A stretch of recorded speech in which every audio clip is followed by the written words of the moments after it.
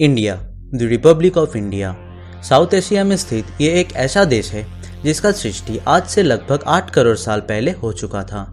इसको दुनिया का सेकेंड मोस्ट पॉपुलस और 7th मोस्ट लार्जेस्ट कंट्री माना जाता है। आधुनिक मानव अफ्रीका से इंडियन उपमहाद्वीप पे आए थे आज से करीब 60,000 से 70,000 साल पहले। इंडियन उपमहाद्वीप को जाना जाता है इसका सांस्कृतिक और आर्थिक सफलता का लंबा इतिहास और बड़े बड़े साम्राज्यों का स्थापना के लिए। पहले यहाँ 4 बड़े संप्रदाय हिंदू, बुद्धिस्ट, जैन और सिख उदय हुए थे। फिर बाद में बाहर से धीरे धीरे यहाँ पारसी, ईसाई, यहूदी, क्रिश्चियन और मुस्लिम लोग आने लगते हैं और यहाँ की संस्कृति को एक नया रूप देते हैं। हेलो दोस्तों, ये है आपका चैनल माइक्रोफिल्म इन्फॉर्मेटिव और आज हम फिर हाजिर है एक नया और इंटरेस्टिंग टॉपिक को लेके। इस टॉपिक को हम 2 पार्ट में डिवाइड करेंगे। पहला पार्ट में आज हम बात करने वाले हैं इंडियन प्लेट यानी भारत की भूमि का सृष्टि को लेके, और दूसरा पार्ट में हम बात करेंगे भारतीय संस्कृति और साम्राज्यों को लेके। तो चलिए बिना समय बर्बाद किए आगे बढ़ते हैं। बात शुरू होती है आज से करीब 27 करोड़ साल पहले।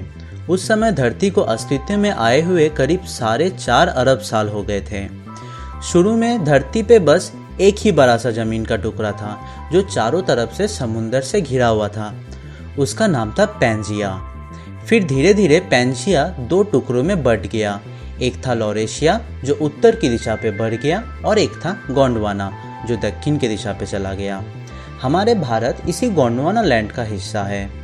आज से करीब 18 करोड़ साल पहले गोंडवाना धीरे धीरे टूटने लगा और 2 हिस्सों में बंट गया। एक साउथ अमेरिका तरफ चला गया और एक इधर अफ्रीका और इंडिया तरफ।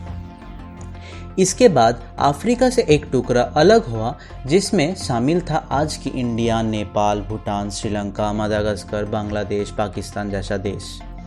फिर आज से करीब 8 करोड़ साल पहले इस अलग हुआ जमीन का एक हिस्सा मदागास्कर को छोड़ के नॉर्थ ईस्ट दिशा के ओर तेजी से बढ़ने लगा और वो हिस्सा जाके यूरेशिया प्लेट पे टकराया, जिससे भारी प्लेट नीचे दब गया और हल्का प्लेट ऊपर उठ के सृष्टि हुआ हिमालय की। और ये बदलाव होने में करोड़ों साल लग गया था। आज भी इंडियन प्लेट हिमालय की ओर धीरे धीरे दब रहा है, जिससे हिमालय की ऊंचाई हर साल 1 सेंटीमीटर करके बढ़ रहा है। और ये प्रक्रिया इतना धीरे होता है कि हमको इसका अंदाजा भी नहीं होता है। हम जो भूकंप महसूस करते हैं वो असल में इसी प्लेट का मूवमेंट की वजह से होता है। कोई प्लेट का दूसरा प्लेट में जाके टकराने से भूकंप और ज्वालामुखी बनने का बहुत खतरा होता है।